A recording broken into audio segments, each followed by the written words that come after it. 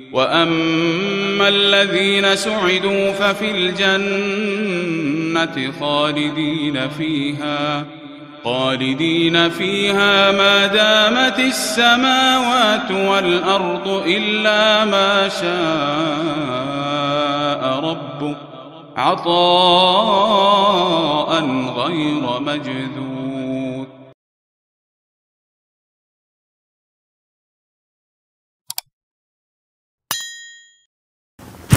ہر نماز کی ہر رکعت میں پڑھتے، فرق اتنا ہے اکیلے ہوں تو خود پڑھتے اور جماعت کے ساتھ ہو تو امام صاحب پڑھتے، لیکن ہوتی ہر رکعت میں۔ سورۃ الفاتحہ کے کئی نام ہیں، ان میں ایک نام ہے ام القرآن، ام الکتاب۔ امن کا معنی ہمیشہ ماں نہیں ہوتا، بلکہ امن کے عربی زبان میں کئی معنی ہیں۔ فَأُمُّهُ حاویہ، یہاں امن کا معنی ٹھکانا ہے۔ امہ صدیقہ، یا امن کا معنی ماں ہے۔ اور کبھی امن کا معنی ہوتا ہے ہن ام الکتاب، اصل اور بنیاد۔ تو امن کا معنی کئی آتے ہیں۔ یہ میں نے تھوڑی سی بات اس لیے کی ہے کہ بس اوقات ہم عربی لغت کی وجہ سے دھوکہ کھا جاتے ہیں۔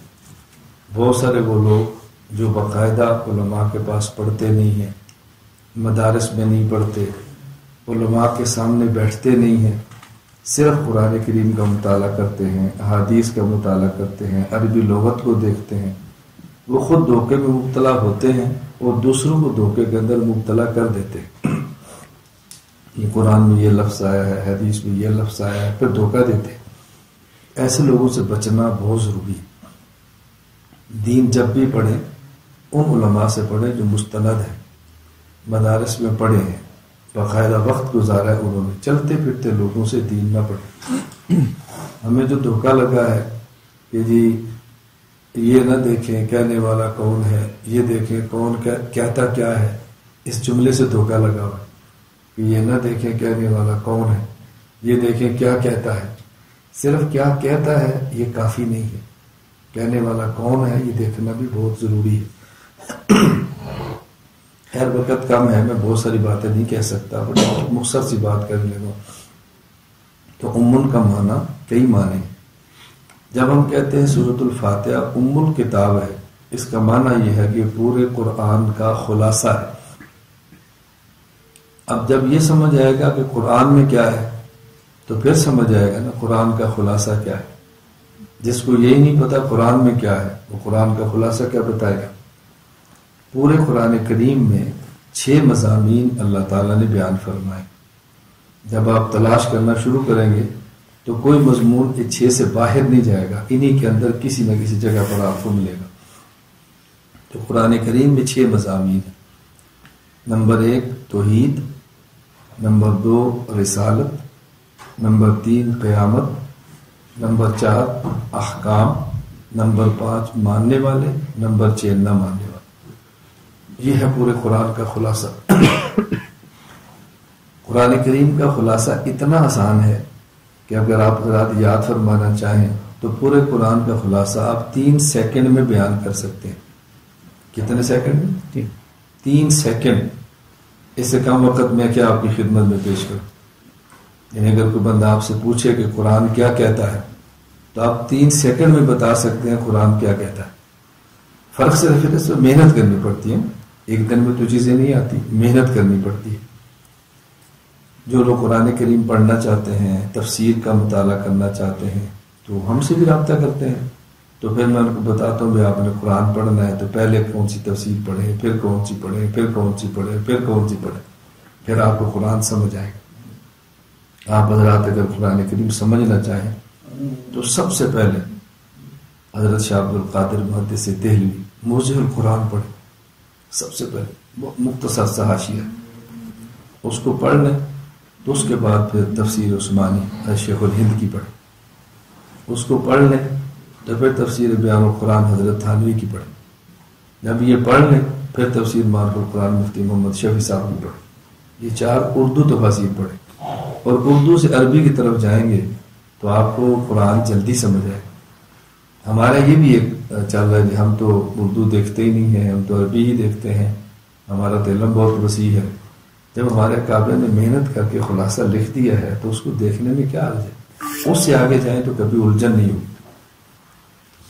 میرے پاس پاکستان میں جو سب سے اہم شعبہ ہے وہ علماء کا ہے. جو علماء جامعات سے فارغ ہوتے ہیں میں ان کو اپنے پاس لیتا ہوں اور پھر 1 سال کوشش کرتا ہوں جتنا ہو سکے پڑھائے.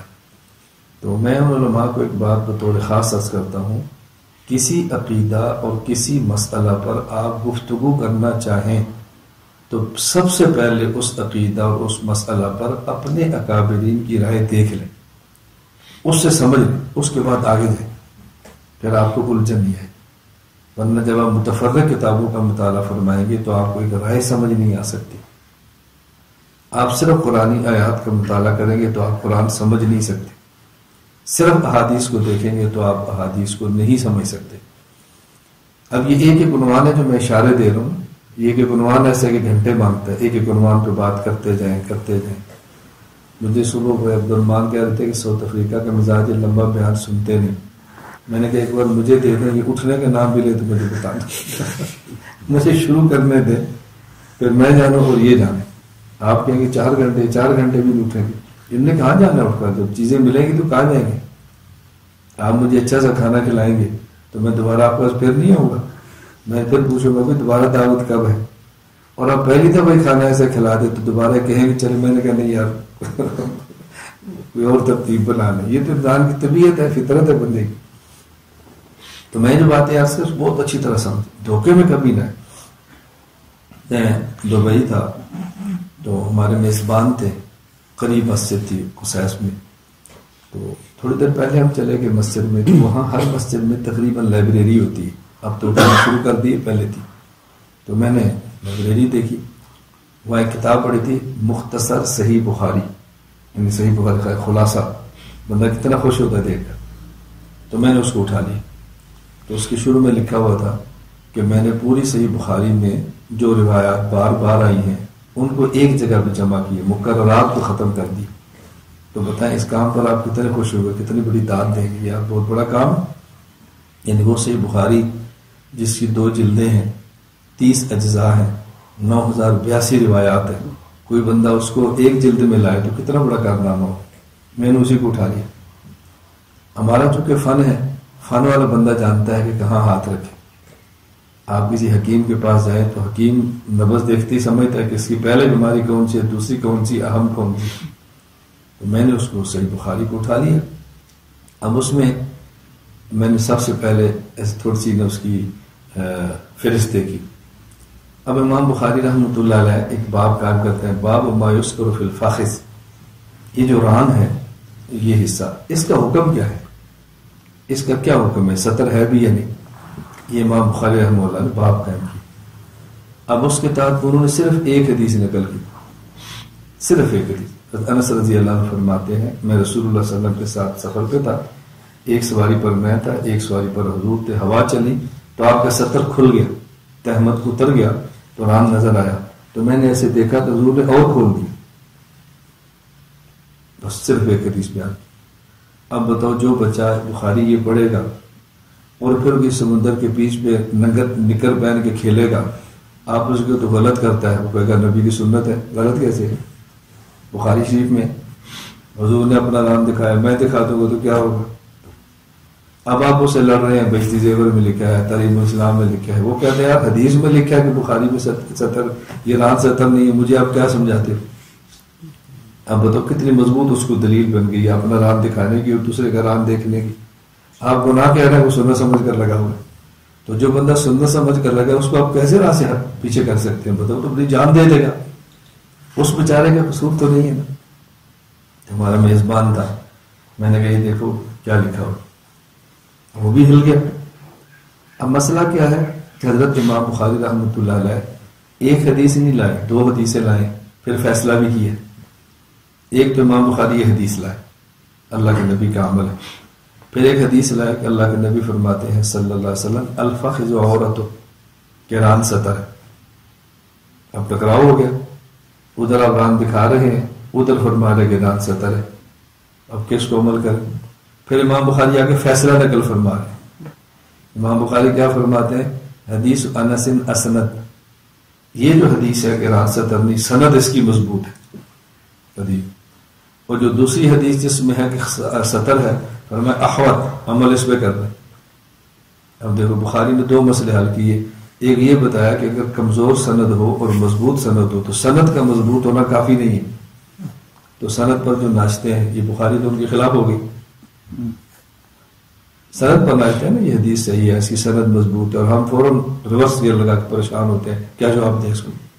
میں نے کہا امام بخاری یہ مسئلہ حل فرما رہے، سند مضبوط اس کی ہے، عمل اس پہ کر رہے. اور دوسرا امام بخاری دو حدیث لائے، فیصلہ بھی لائے، اور اس محقق نے کیا کام کیا، ایک حدیث بھی چھوڑ دی، فیصلہ بھی چھوڑ دی. اور کمال کیا ہے کہ میں نے مختصر بخاری پیش کی. اب صرف حدیث پڑھیں گے تو کیا ہوگا، پھر مسئلہ بن گیا نا. اس لیے میں کہتا ہوں صرف آیات سے مسئلہ حل نہیں ہوتا، صرف احادیث سے مسئلہ حل نہیں ہوتا.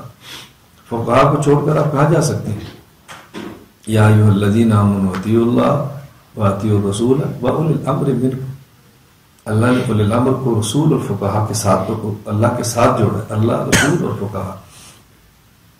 باتوں سے باتیں نکل جاتی ہیں، پھر بات لمبی ہو جاتی ہے. میں پھر واپس آتا ہوں اصل بات سمجھانے کے لیے کہ سورۃ الفاتحہ کا ایک نام ہے ام القرآن، ام الکتاب. یہ قرآن کا خلاصہ ہے. تو قرآن میں مضامین کتنے ہیں؟ 6. آپ یاد کر لیں کتنے مضامین؟ 6. سب بولیں نا 6. مجھے کو بولنے کے پیسے تو نہیں ملنے کہ آپ کو نہیں ملے گا، میں پیسے لے لوں گا.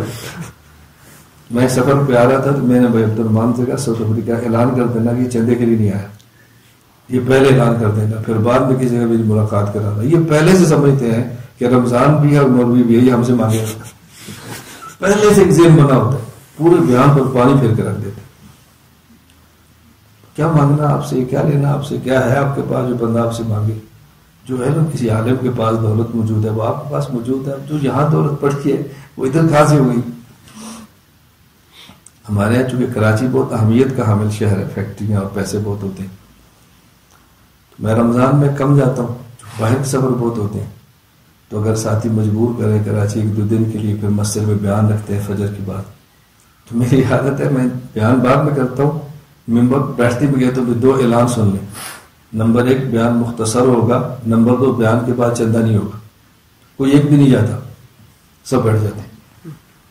اتنا قیمتی بیان کرتے ہیں لوگ، آخر دم تک سوچتے ہیں کہ ابھی اپیل آئی، ابھی اپیل آئی، ابھی اپیل آئی.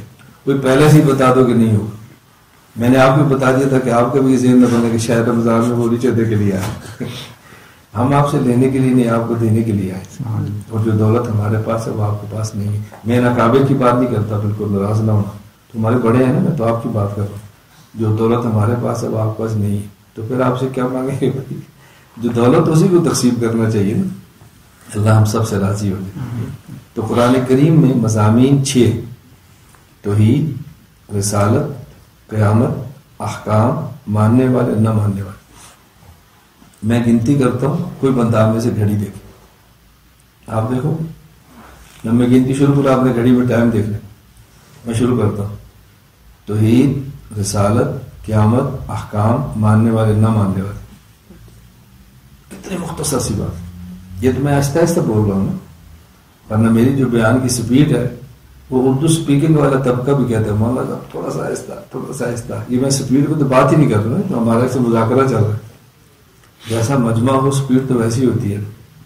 اللہ کے نبی صلی اللہ علیہ وسلم نصران کے نجران کے نصارہ آئے تھے، کہا جی ہمارے پاس شاعر بہت ہے. پھر میں لاؤ شاعر آیا، آپ نے میں حسان ذرا شاعری دکھاؤ، بس ہو.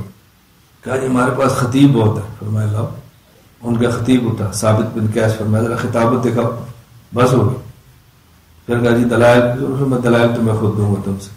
تو اللہ کے نبی صلی اللہ علیہ وسلم باطل کے خطیب کے مقابلے میں خطیب پیش کیا. تو باطل کی خطیب کے مقابلے میں خطابت لانا یہ پیغمبر صلی اللہ علیہ وسلم کا مبارک عمل ہے. قرآن کریم میں مضامین کتنے؟ 6. آپ نے یاد کرنا ہے تو میں نے اٹھنا ہے. یہ میں نے آدھے گھنٹے پر نہیں اٹھنا، جلدی یاد کریں گے تو جلدی اٹھ جائیں گے. کتنے مضامین ہیں؟ 6.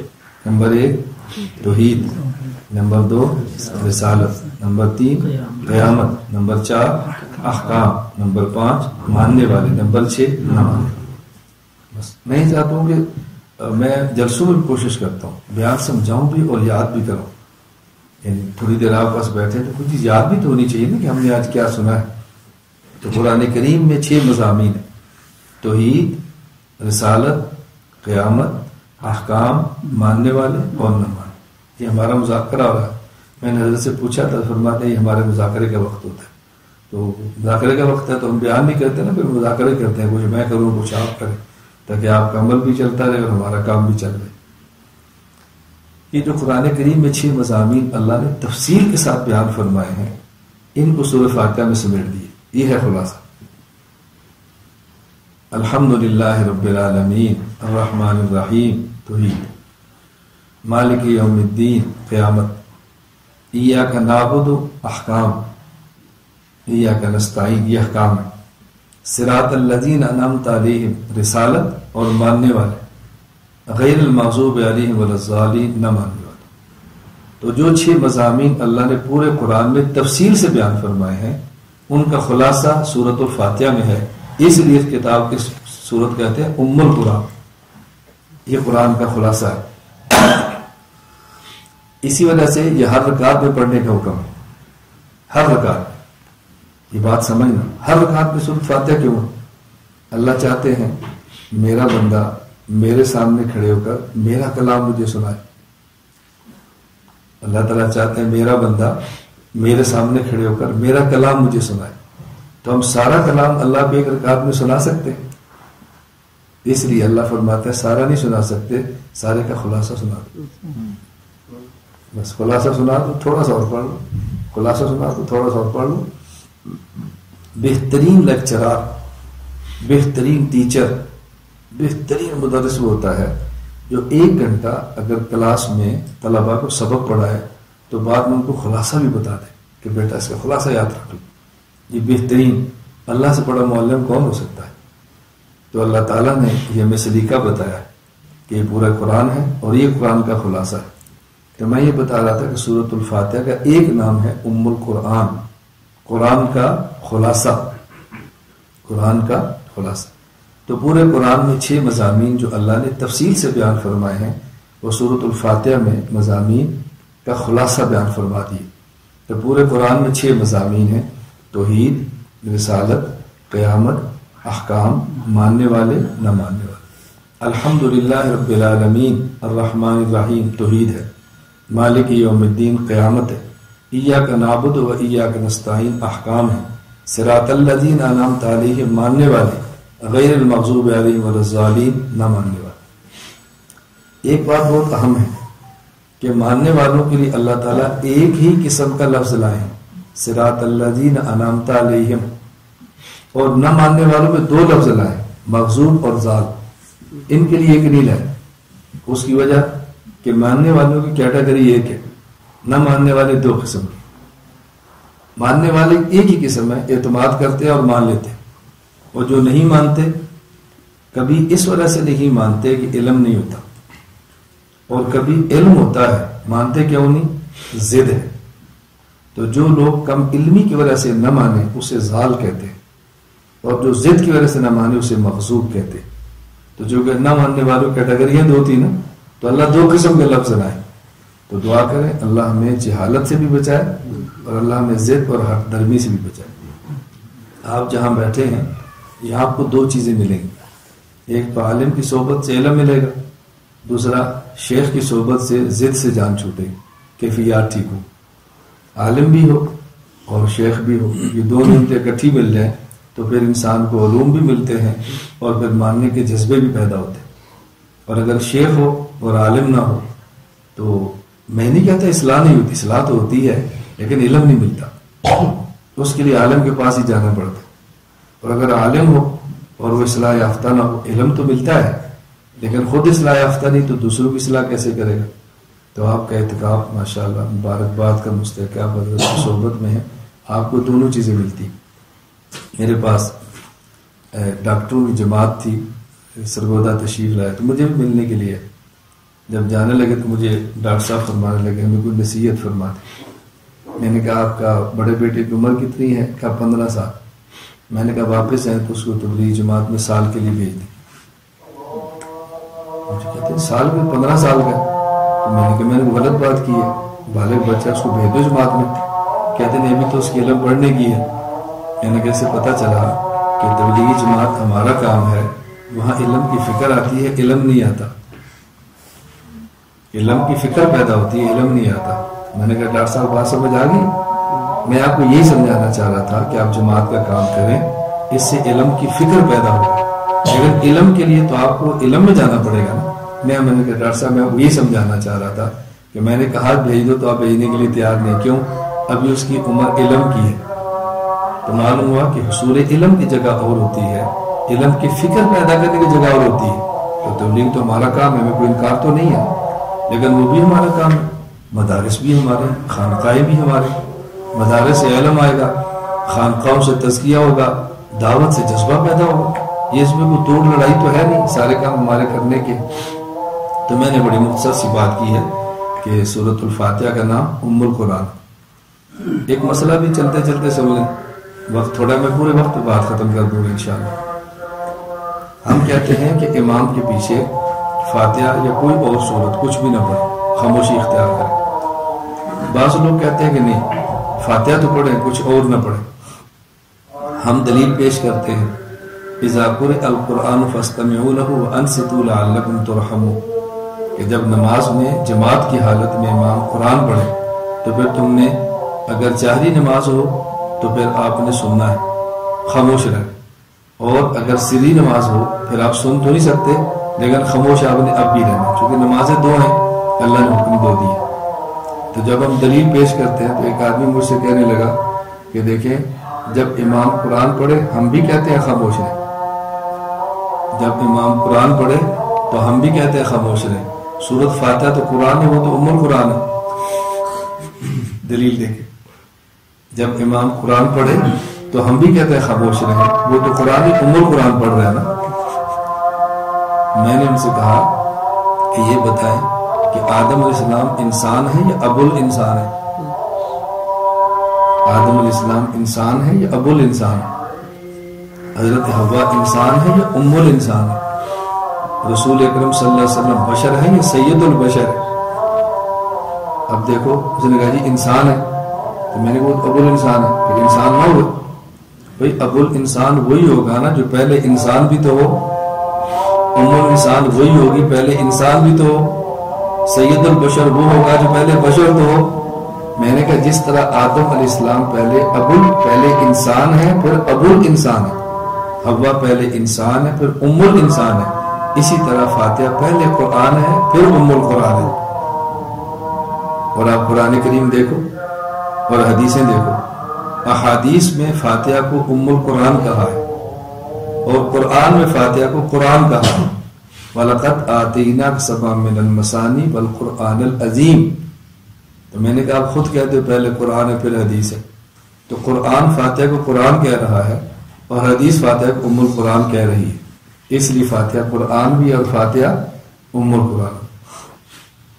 تو انہوں نے مجھ سے سوال کیا, یہ سوالات جب آپ کا واسطہ پڑھیں گے, کوئی بگڑے گا تو پھر آپ کو سمجھ آئے گی, پھر آپ کے امتحانات کی قیمت سمجھ آئے گی. جب تک بگاڑ نہیں ہوتا تب تک سمجھ نہیں آتی نا.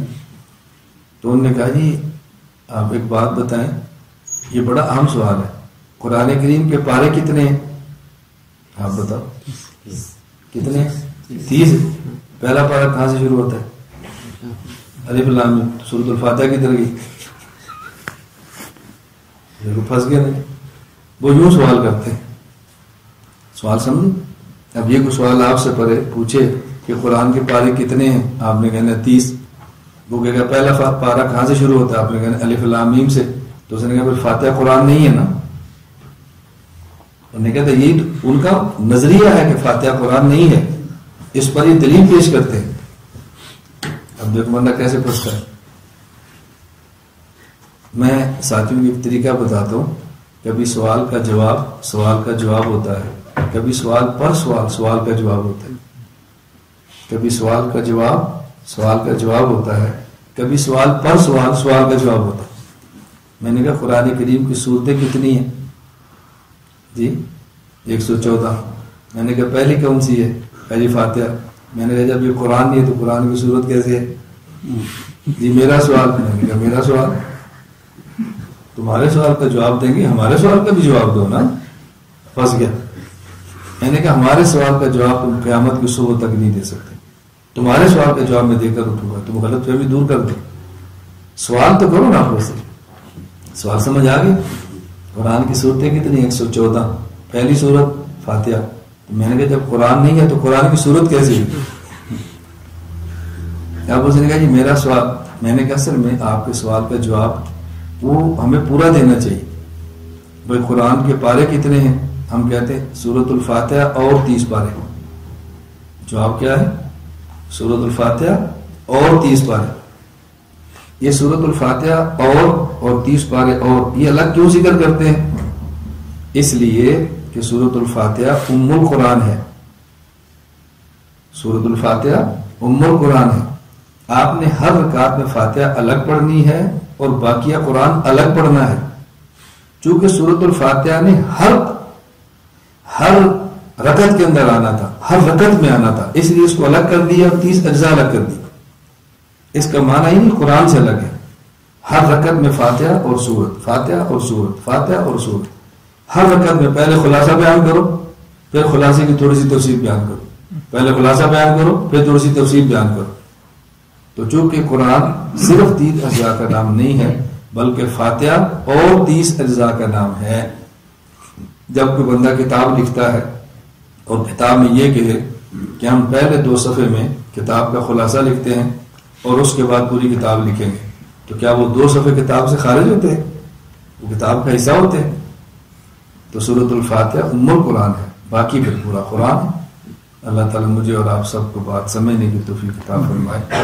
تو ساری بات تو شاید آپ نہیں یاد رکھ سکیں، بس اتنا یاد رکھیں کہ قرآن کریم میں مضامین کے توحید، رسالت، قیامت، احکام، ماننے والے نہ ماننے والے. وآخر دعوانا